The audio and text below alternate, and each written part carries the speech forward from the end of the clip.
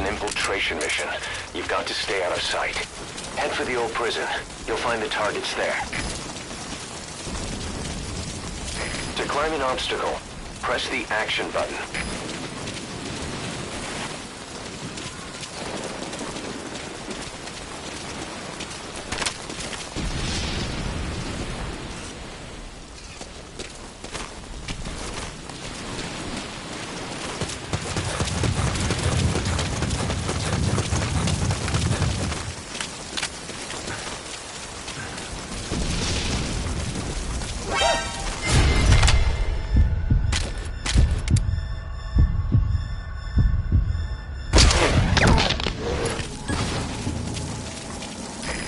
Move the bodies of enemies somewhere out of sight.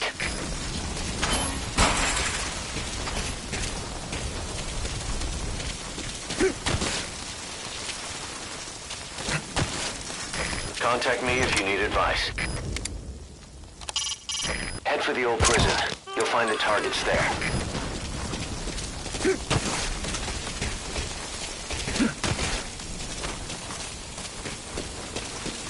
That rain just won't let up. It'll help you stay out of sight, but watch you don't get hypothermia.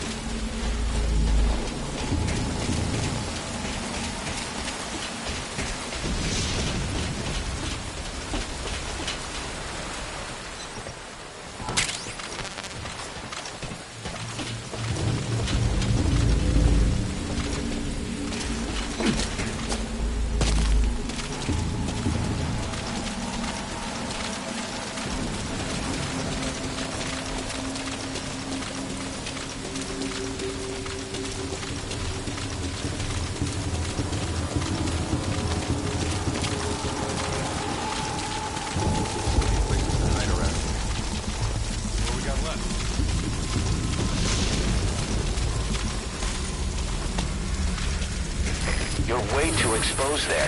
Find some cover and stick to it.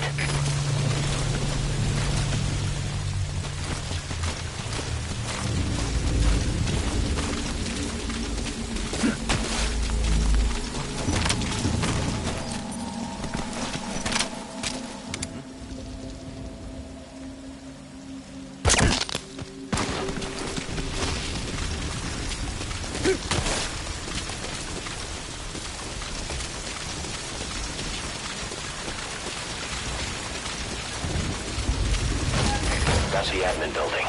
Watch your corners. CQC is effective for dealing with nearby enemies.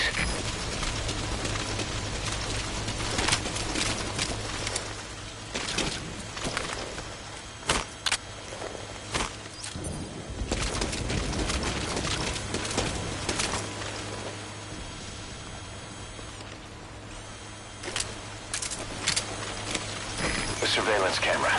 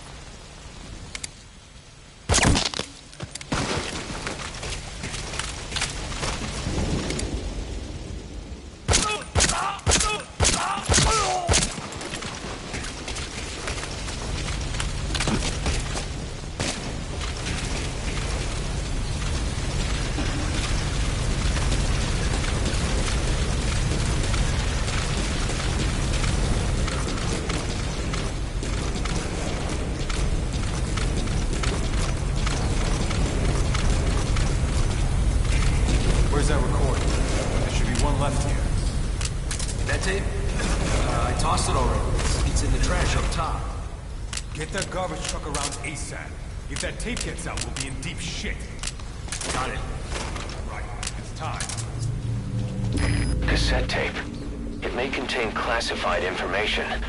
I'll mark the location he mentioned. Go find it if you can. The map has been updated.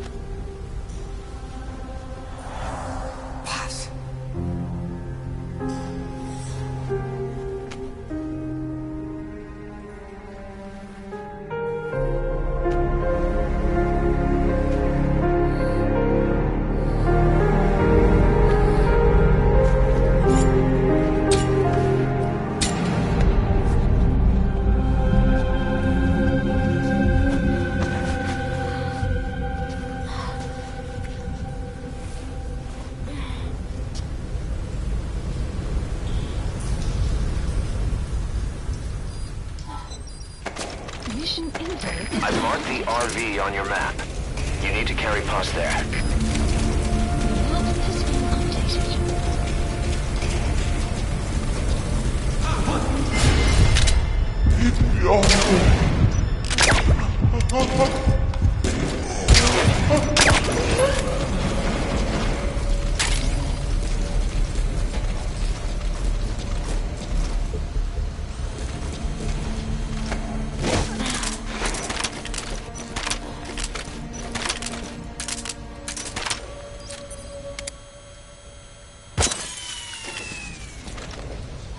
All fire teams, this is CP. We lost the security tank. There's no reason for it to be down. Whoever's closest, go check it out. CP, this is Zulu 6. We'll investigate ASAP.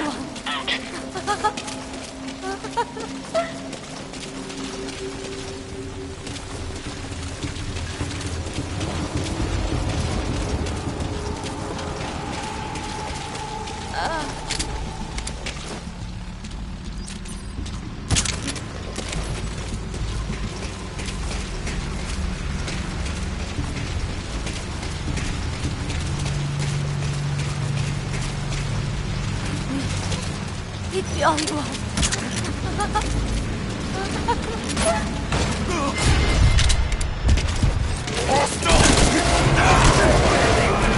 That will work, boss. Hide the targets in a place they're unlikely to be found.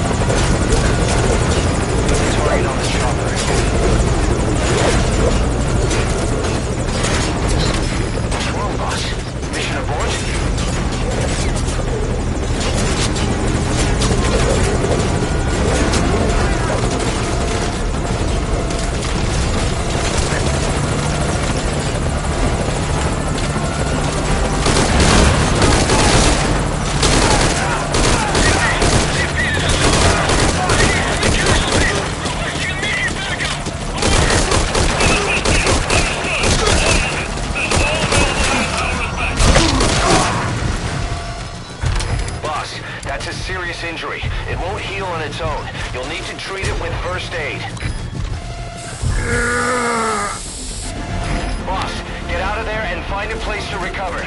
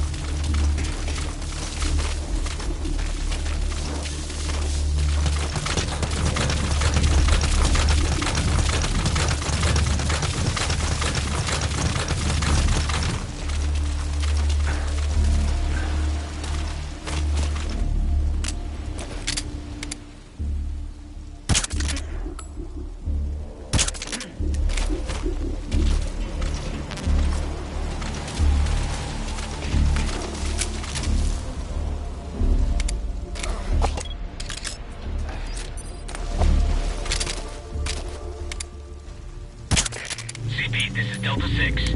All quiet here. No sign of the enemy. Standing down. Over. This is CP. Understood. All fire teams, return to your posts. Out. That's the old prison area. The targets are there.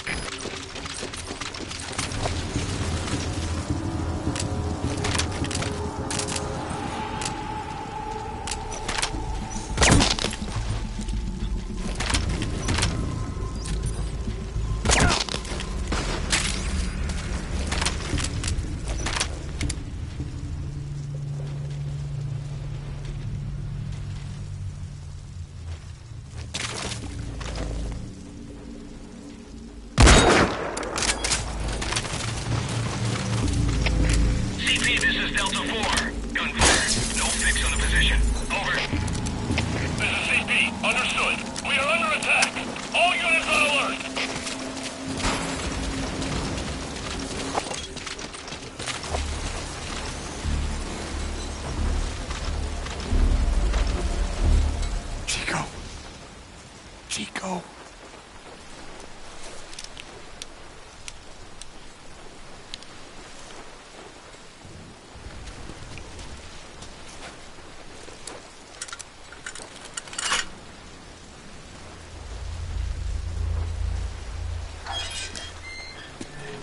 Chico, it's me. No! No! Go away! Go away! Pull me out of here, please! Get off me! Get off! Chico, keep it down. Go away! Right over here. Hey, you gotta let me out! Let me out too! Get off me! Get off!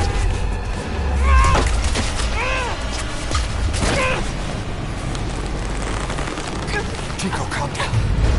Calm down. Don't fight it.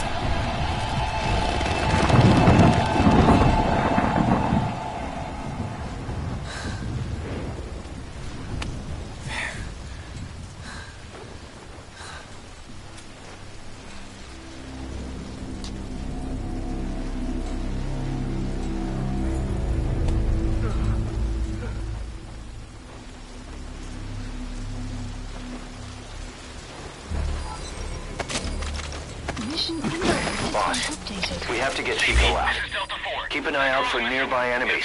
They could try to shoot down the chopper. This is CP. Understood. Commence a search ASAP. Do not let her get away. Out. They've discovered Paz is missing. They'll be looking for her. A landing Hurry, you've got to get out of there. landing zone confirmed.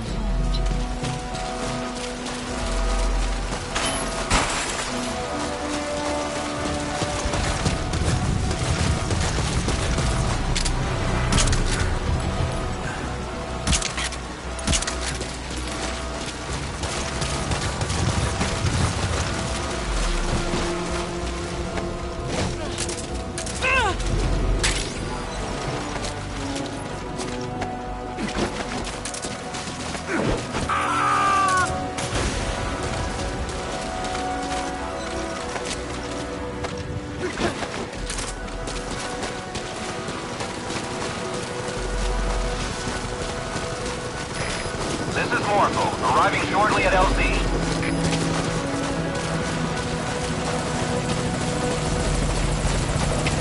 CP, this is Zulu 7. Definitely spotted. We're under attack.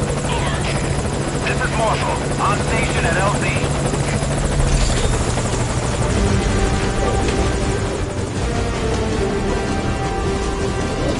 Put the target on the chopper.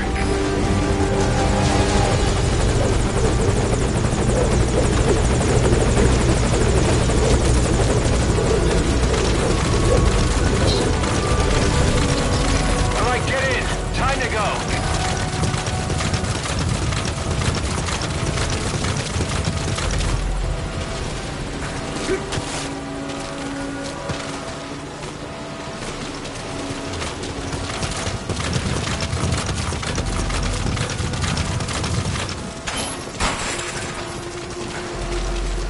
There's someone in there.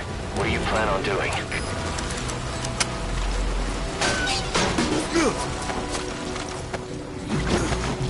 You can pull him out too if you want, but just don't forget the targets.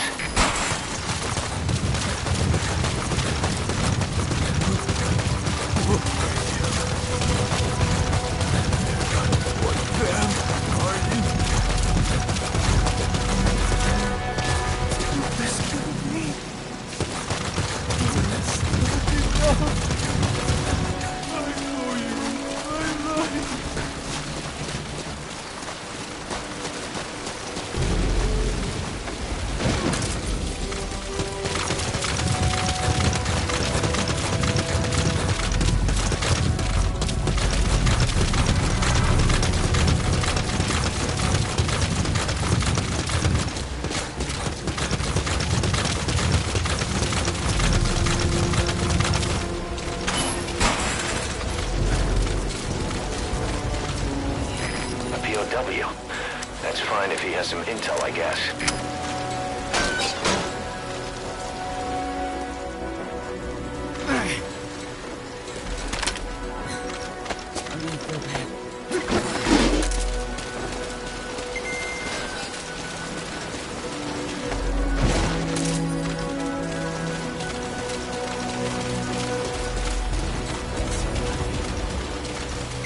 Another prisoner.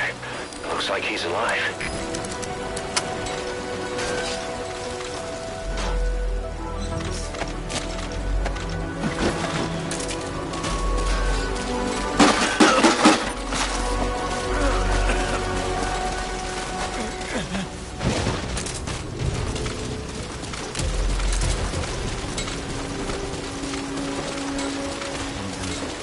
A POW. That's fine if he has some intel, I guess. 2063.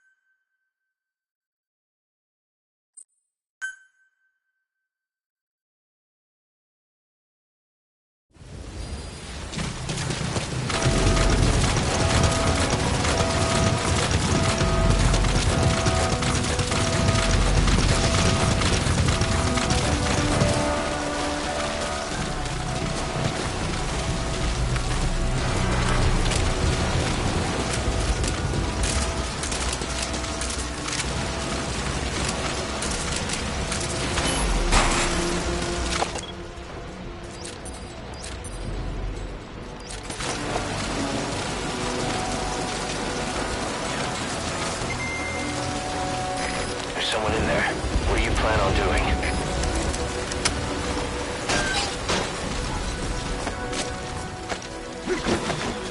You can pull him out too if you want, but just don't forget the targets.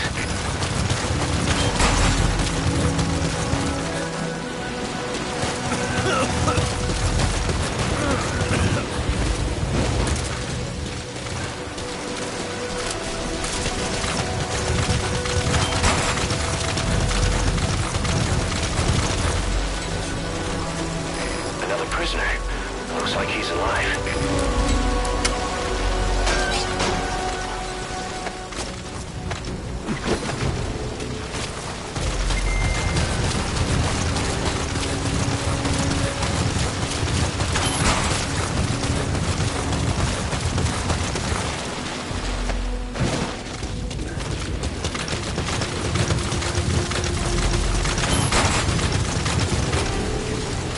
POW. That's fine if he has some intel, I guess.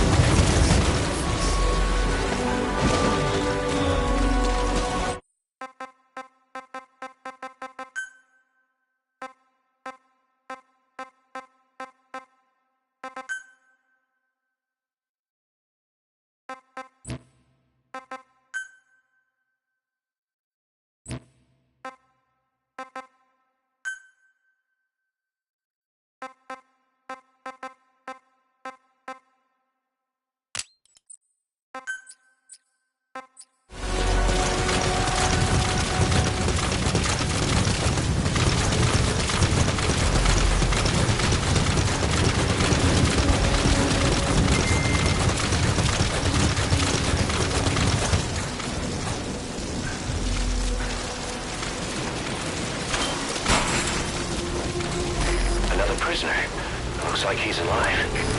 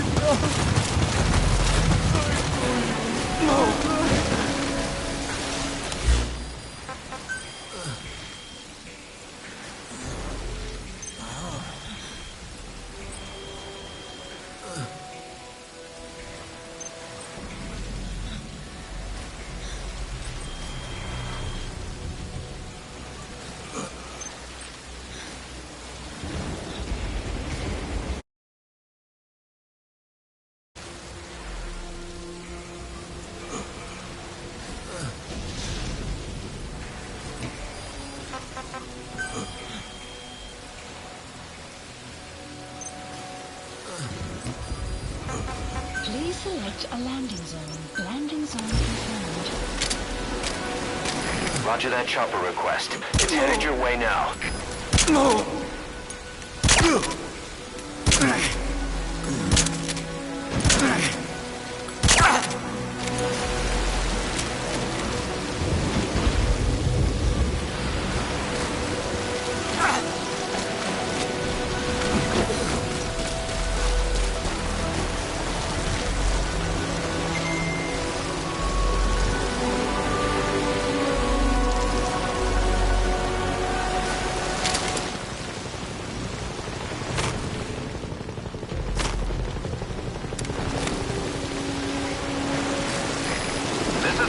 Arriving shortly at LZ.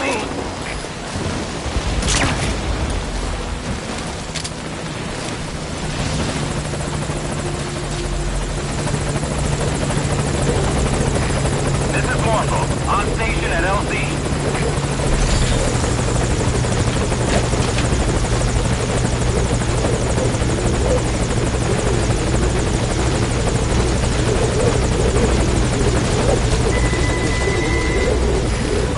Target is in.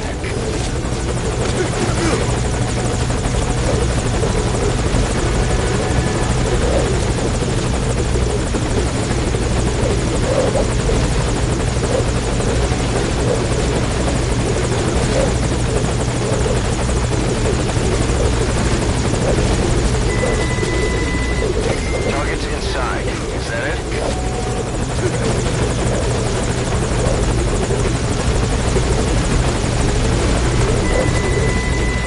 He's coming too.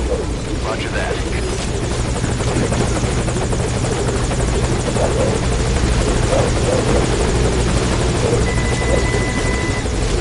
Okay, target is in.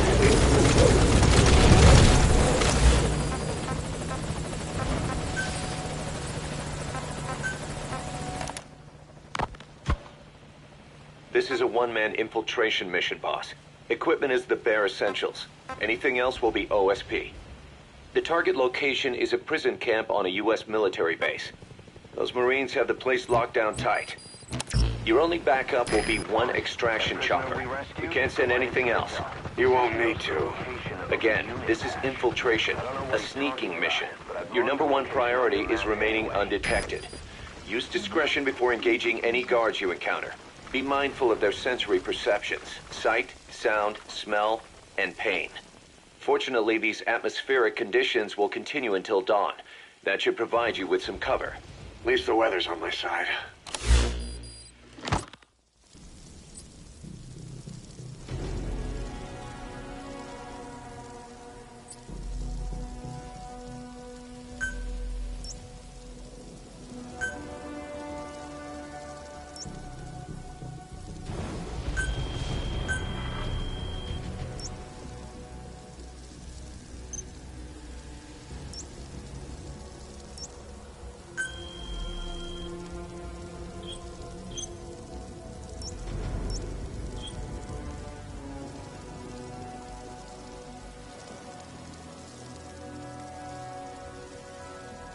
Marker placed.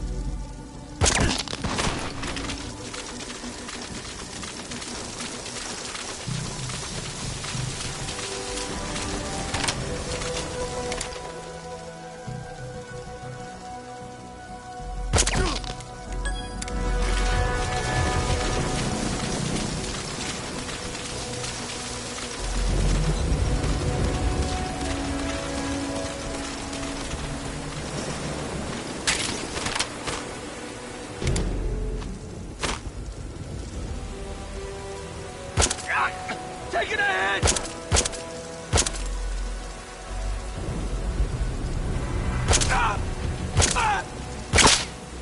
So your suppressor is worn out. That gun will be as loud as any other now.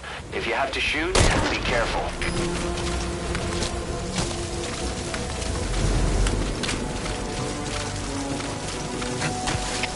CP, this is Delta 6. We've got unidentified gunfire. Location unknown. Over. This is CP. Understood. Locate threat immediately and eliminate as necessary. Out.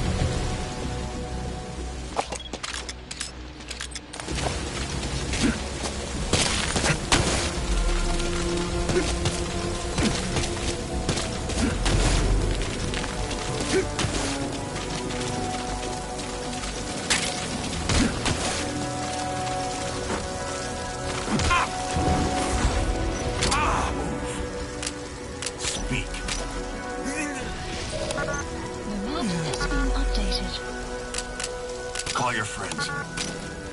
Somebody get over here!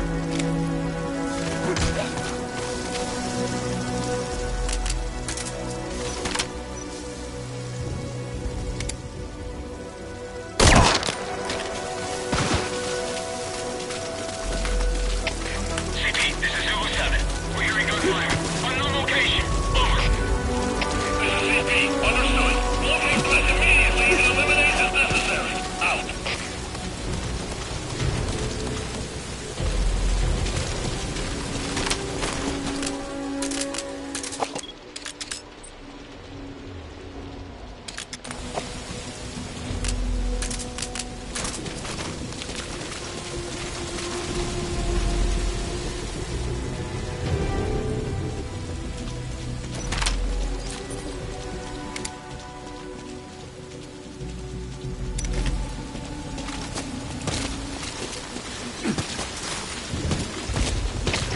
CP, this is Zulu 7. Arrived on scene.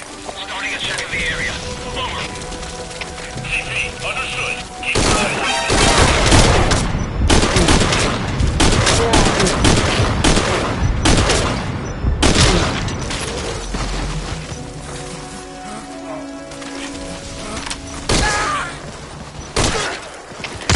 CP, this is Delta 9. Gunfire. No fix on the position. Over. This is CP. Understood. Locate threat immediately and eliminate as necessary. Out.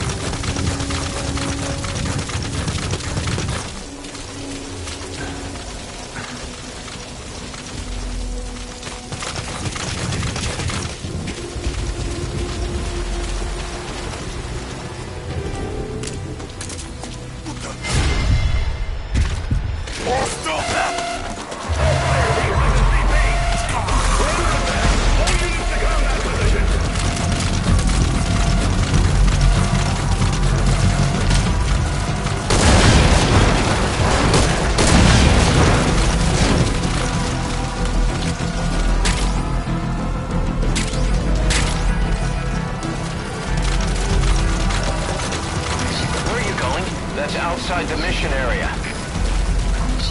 You are allowed to leave the mission. CP, this is Zulu 7. Lost sight of the enemy. We're going to search the area. Over. This is CP. Understood.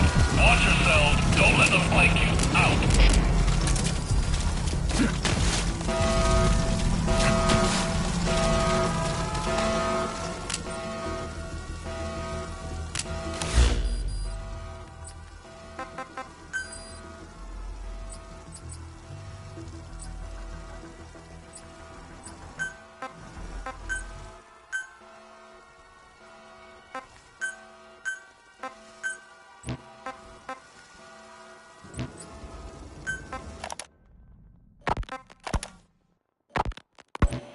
As of today, I will be living here at Mother Base. Now my real trial begins. Zadornov was paying my room, board, and tuition, but he has since been captured. I told the man that with no more money from the KGB, I could no longer afford school. He bought my story, and when I said I would be willing to work, he took pity on me and let me stay. For some reason, Miller really pled my case. That was helpful, but the man is still a fool. His men are no better. They think their training makes them strong, but that kind of strength is nothing in the face of true power. And better yet, they wait on me hand and foot, believing I am just a schoolgirl. Looks like I won't be working too hard after all. Just today, while scouting out the living quarters, I saw a group of them in the corner of the deck making a fuss. Going over for a look, I saw they were feeding a kitten. A bunch of grown hard men, and they're the ones acting like schoolgirls. Look, isn't he cute? What is wrong with them? Disgusted, I just nodded and smiled. I must stay in character after all. I indulged their chit-chat for a few moments. Then one of them asked me to give the thing a name. They had just taken it from its mother. I named it Nuke. I improvised some nonsense about how our compassion for living things can help prevent wars. The men gave me a little fish. I held it out in my palm and the kitten happily ate it up. What a pathetic, feeble creature. It sickens me.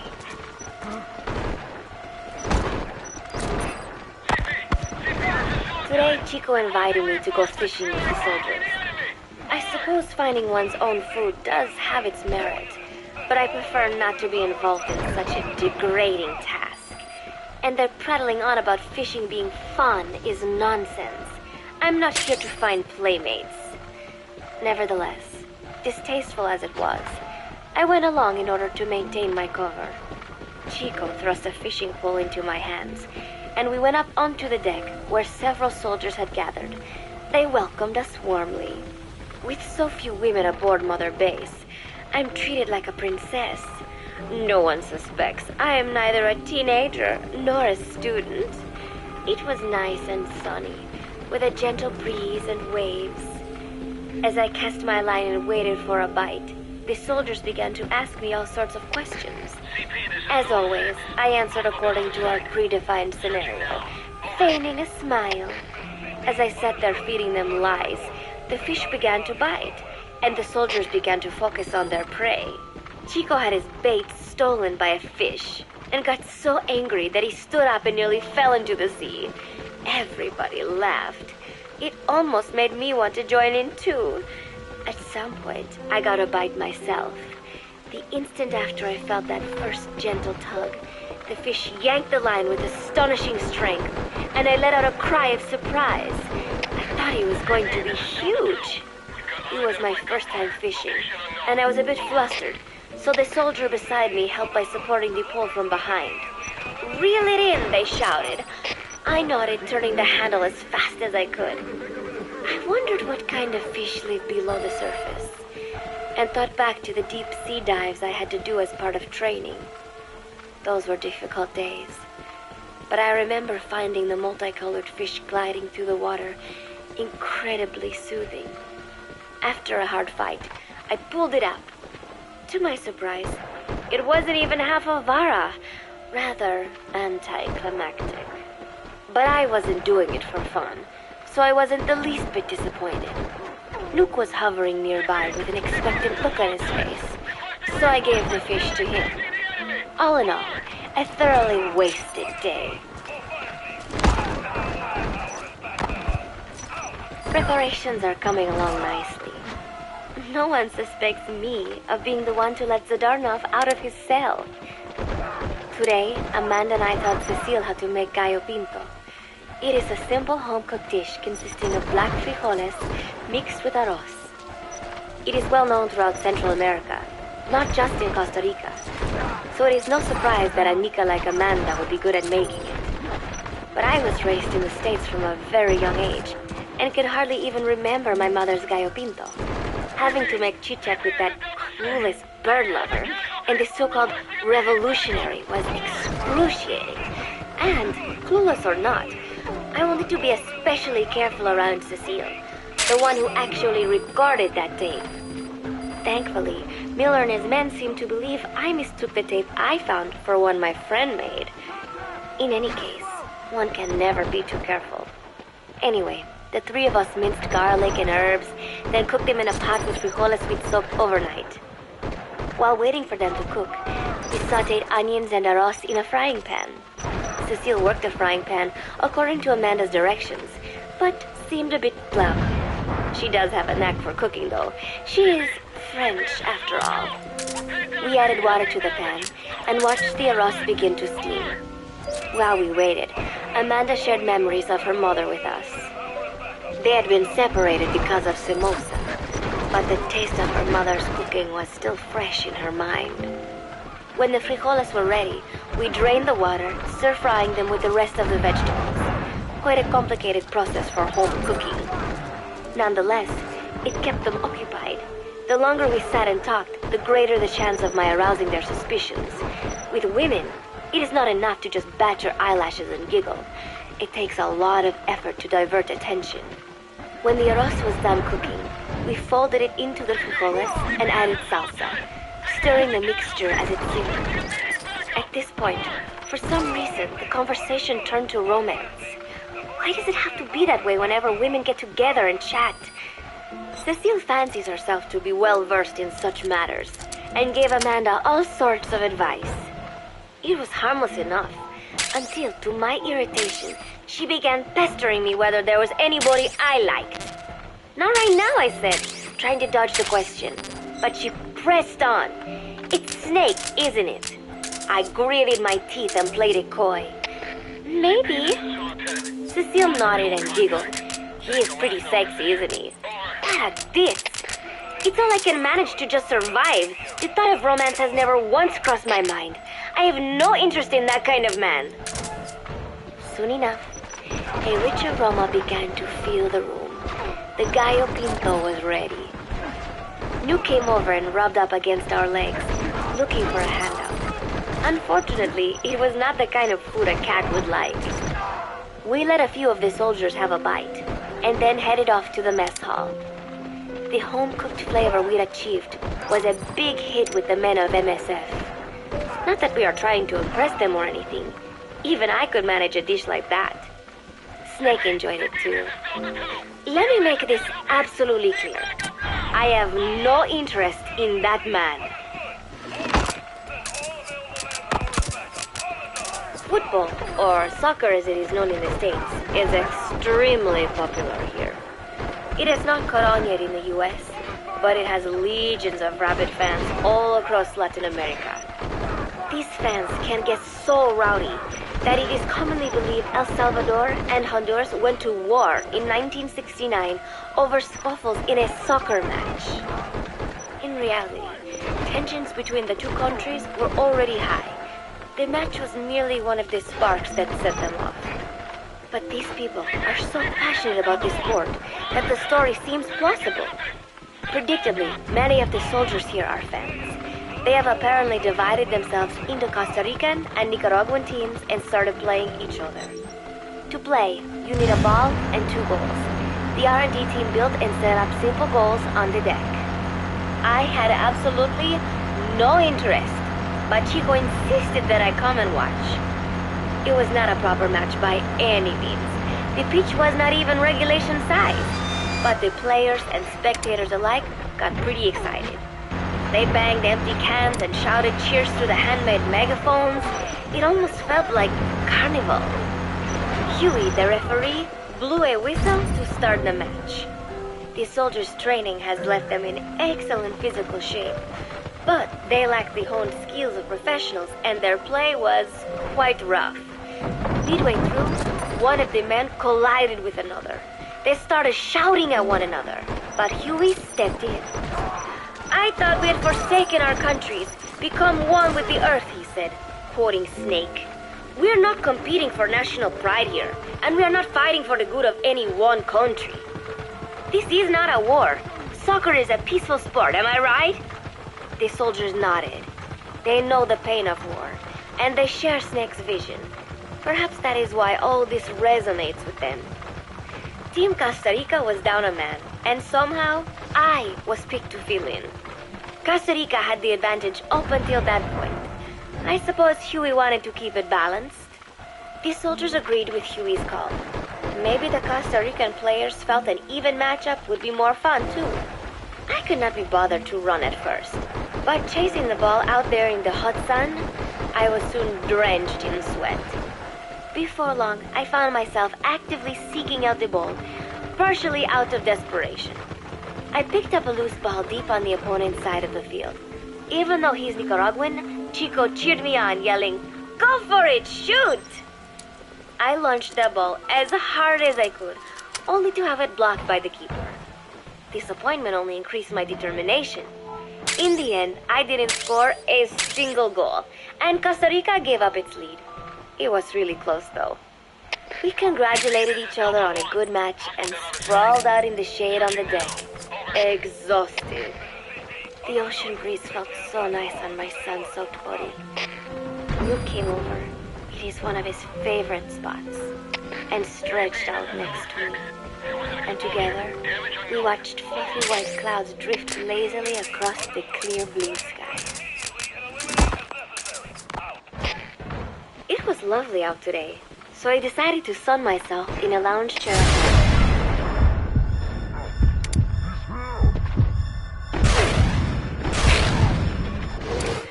When Strangelove came up to me. Despite the heat, she was in her usual long sleeves and pants. I waved at her. She looked away and mumbled, "Hello there. Fancy meeting you here."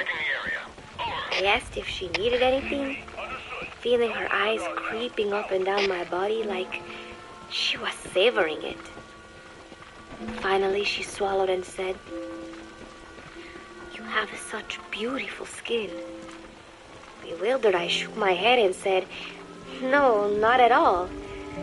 I had heard rumors that she was a lesbian, but she couldn't be after me, could she? She continued to stare and said, "No, it is beautiful, but you must not let yourself get so tan." And then she took my hand in hers. "What is wrong with a little sun?" I asked, trying to cut the conversation short. But she shook her head violently. "No, you mustn't. A young lady should take better care of her skin." She was acting strangely now, as if aroused. She lectured me on the perils of tanning, how it ages skin, causing wrinkles and spots, and in the worst cases, even skin cancer. I knew already that tanning could cause spots, but I thought only pale-skinned Anglo-Saxons had to deal with that. Having a scientist tell me it causes aging, though, that spooked me a little. If I am to keep playing the teenager, I will have to start paying more attention to my skin. Sensing my anxiety, she took a small tube from her pocket. She said it was the sunscreen she always used. She told me to keep it. I didn't know what to say. I was more than happy to take it, but exactly what were her intentions? Was she merely being nice? Or is she really into me? Anyway, there was no reason to refuse, I suppose. I have undergone training. An out-of-shape woman does not pose any real threat to me. Having power means not being afraid. It is the same on a global scale. A country with nukes can dictate terms to a country without them. I thanked her and took the tube. Then she offered to put some on for me. She squirted some lotion onto her fingers and began rolling it into my chest. It happened so suddenly, and I was so taken aback that I did not even think to protest. She caressed my stomach with her long, white fingers, then slid them upwards between my bikini-clad breasts. What? Wait, I sputtered as her moist eyes met mine. She was beautiful. Somehow, I found myself captivated by this woman more than 10 years my elder. Hold still, she whispered in my ear. I nodded silently, unable to refuse. My body went limp, motionless, as if in a trance. Gently, carefully, she rubbed the lotion all over my entire body. I shouldn't have enjoyed it, and yet I could not help myself. For a moment, I was spellbound. That woman is dangerous. I had better watch myself. We got a dead friendly here. Enemy's gotta be close. Over. Protecting one's health is an important part of any agent's job. But despite my best efforts, I have caught a cold. Now that I think about it, Mother Base's numbers are on the rise, with soldiers coming from all different places and backgrounds. It is no wonder then that sooner or later someone would bring in a virus. That said, what I have got is just a common cold. The medical team said I'd need a few days rest, so I've been restricted to my room and put on bed rest. I thought I'd gotten used to not having anyone around to relate to, but at times like these, being alone is just miserable. All I could do is lay there and stroke Nuke's back, trying to take my mind off how bad I felt. Nuke just sat there, not making a sound. But I did have visitors. Amanda and Chico, Huey, Cecile, Miller, and a few of the soldiers I've become relatively close to. Amanda made me a soup with herbs she said were good for me. Miller told me to take it easy. I will sing you a lullaby, he said, then broke out a guitar and sang some incomprehensible song in Japanese. I did not need to understand the lyrics to know he is an awful singer. Then he said, "You know what is good for a cold? Suppositories. Here, I'll show you." He began to take off his pants, so I threw my tissue box at him to make him go away. Then, Strangelove showed up, saying she had some miracle Indian cure. It has got eucalyptus extract, she said. It works best if you rub it into your chest. And then she tried to take off my nightshirt. I whacked her with my pillow, and I got rid of her. Chico brought me a little flower in a cup. It had been growing in a little bit of earth that probably found its way on board, stuck to something else. I found this on the deck. Here, you can have it. He tried to act nonchalant, but I am pretty sure he's got a crush on me. None of them understand. If they thought these little visits would cheer me up, they were wrong. Tonight, Snake himself came to my room. Like the rest, he believes I am just a schoolgirl and treats me as such. Why did you abandon your country? I asked him. Why create the MSF?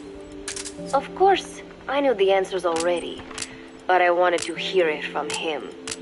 As I had imagined, he was not exactly forthcoming. All he would say is that his country abandoned him because all he could do was fight, and that is why he needed the MSF, because that is all he is any good for. Then he said, "Fighting is the only thing I understand, but that does not mean I have got a grudge against those who believe in peace. I am not one of them, and I do not believe in peace. Conflict is in man's nature. We fight our enemies in order to survive. Maybe we are not so different after all, he and I. But that is exactly why I'm going to have to kill him, or else he will have to kill me. When I stop and think about this wretched existence, Being killed by a man like that suddenly does not seem like such a bad thing. Every month, Mother Base throws a party for all the soldiers whose birthdays fall in that month. There is something strange about a military organization having parties. Really though, it is just an excuse to drink and make noise. It is not easy to get alcohol on a fortress in the middle of the ocean. Most days they are training from dawn till dusk. They do not have time for things like drinking. That is why Snake and Miller came up with the idea to give everyone a chance to let loose.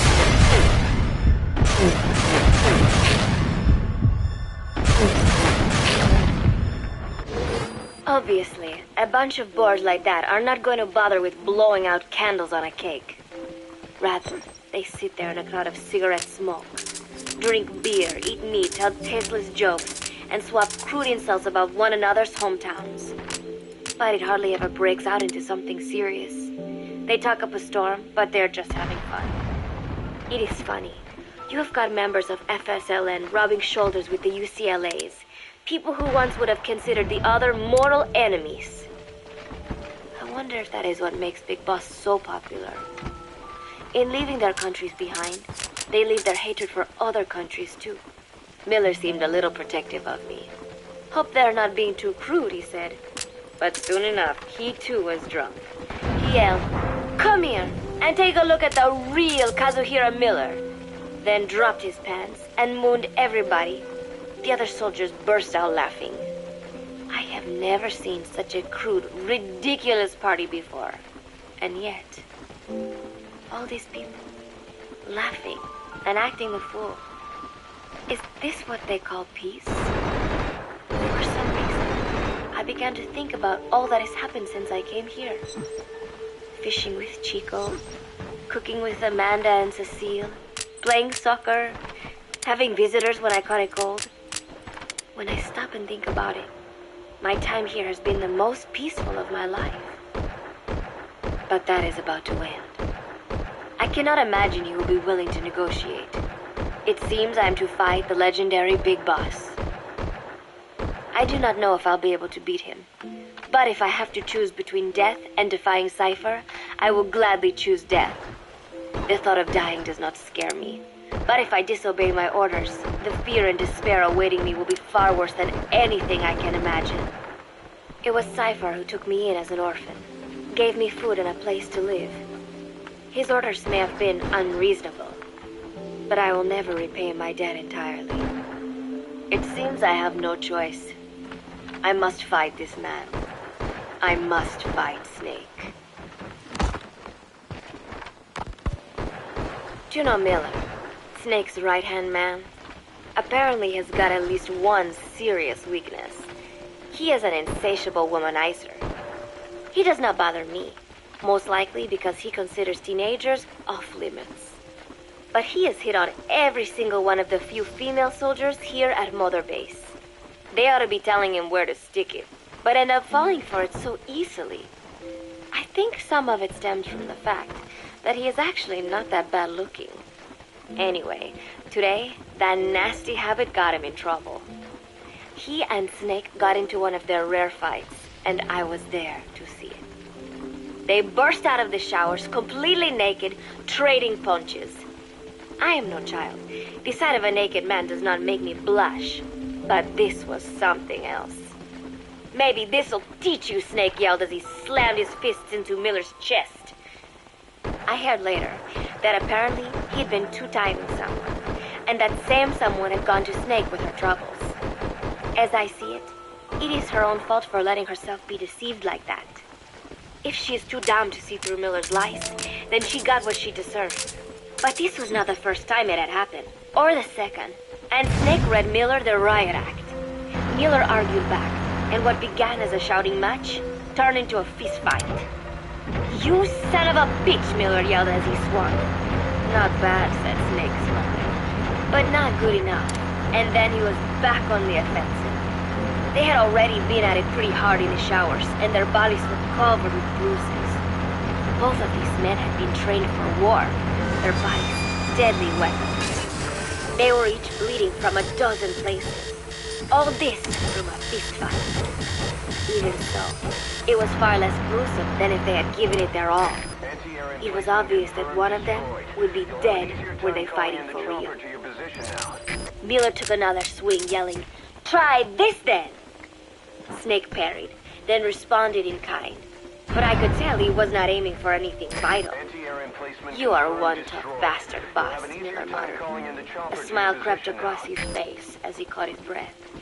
And then they went right on fighting. Blood and sweat flew off their glistening bodies. It was combat without hatred or hostile intent. I had never seen violence like this before. And yet, it was more than just a friendly tussle. They were utilizing every technique they knew. It was not a sporting match. They were not playing by the rules. How could they keep this up? At last, the two men tired themselves out, and the bizarre scene came to an end. They looked at each other's battered bodies, and then burst out laughing, embracing and congratulating each other on a good fight. It all seemed so idiotic. I still cannot fathom such behavior. But somehow, I got the sense that for all his womanizing, Miller really only trusted one person, and that was Snake. There was no way I could ever come between the two of them. And at that thought, I began to feel as if I had lost. All of Mother Base is preparing for a festival. Since Snake and his soldiers spend so much time fighting, they are setting aside one day a year for peace and relaxation. I do not know all the details, but apparently that is what Snake and Miller decided. These soldiers love the idea, of course. There is so little fun to be had here that everybody looks forward to events like these. That is all well and good. But somehow, I got roped into getting on stage. "Come on, we even both have peace in our names," said Miller. "And Zadarnov, that old Ruski's name, has something to do with peace too, right? Hey, as long as we're having a day of peace, we ought to get an act together. The Three-Piece Band." I thought he was joking. He then proceeded to share his idea without bothering to check with me. And now, I am slated to sing. Apparently, he had heard me on the deck one day, and since then he's wanted to form a band. Everybody's looking forward to it, so there is no way for me to back out now. I have never done anything like this, but it does feel kind of nice to know that people are looking forward to it. I mean, it cannot be any worse than Miller's singing. But modifications to Zeke are already finalized, and I must complete my mission. Betray Cypher now, and I will face a fate far worse than death. Still, there's no need to put things in motion just yet. What difference would it make to just wait a little while longer? A whole day of peace. The mission can wait until after that. Can it not? I know I am only delaying the inevitable. When the day comes, one of us will have to die. Snake or me. But still, if I could just come up with some way to stall Cypher, at least until our day of peace. When did I start having thoughts like this?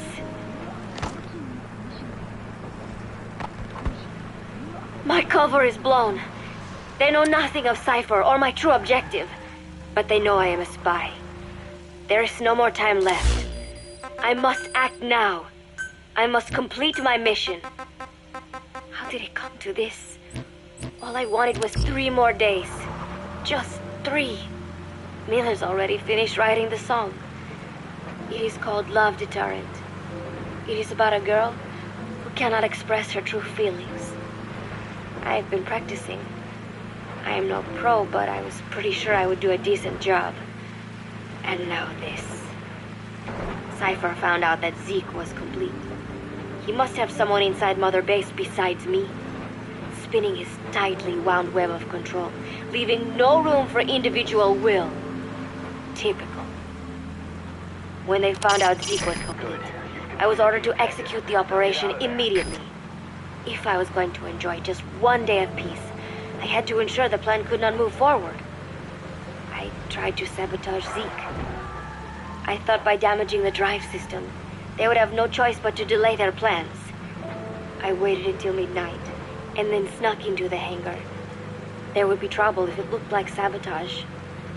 I selected one of the drive system's load-bearing parts and carefully worked to warp its shape. The legs drive system requires a high degree of precision to operate. Even the smallest deviation would have done it. Then, Chico walked in. Maybe it was one of those nights where he could not sleep. In any case, he saw me, panicked, and took off running. It would have been easy to kill him, but I could not. I know he likes me. It is not as if I would ever have an interest in a child like him, but I could not pull the trigger. Not at him. Not in the back. Will he tell them? Or is there a chance he will keep it a secret? Protect me? No. He knows now. Knows I am not who he thought I was. He ran without even questioning what I was doing. There is no chance he does not know. And soon, all I have built here will end. And if Cypher has another agent among them, if he finds out I tried to sabotage Zeke, this place will no longer be my heaven. Then it is settled. I make my move now. Chico walked in before my sabotage was complete, so Zeke should still be operational. It might not run at full speed or power, but I do not have time to fix that. Without Zeke, I do not have a chance in hell of winning. I must act fast before Chico sounds the alarm. I knew it would come to this. I just did not think it would be so soon. It is time, Zeke. Metal Gear Zeke. Activate.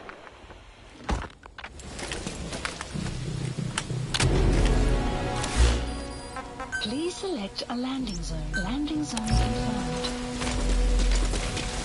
Roger. Dispatching chopper.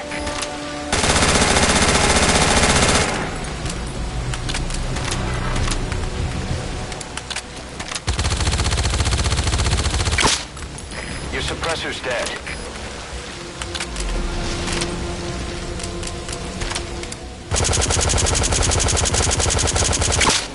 Your suppressor's dead.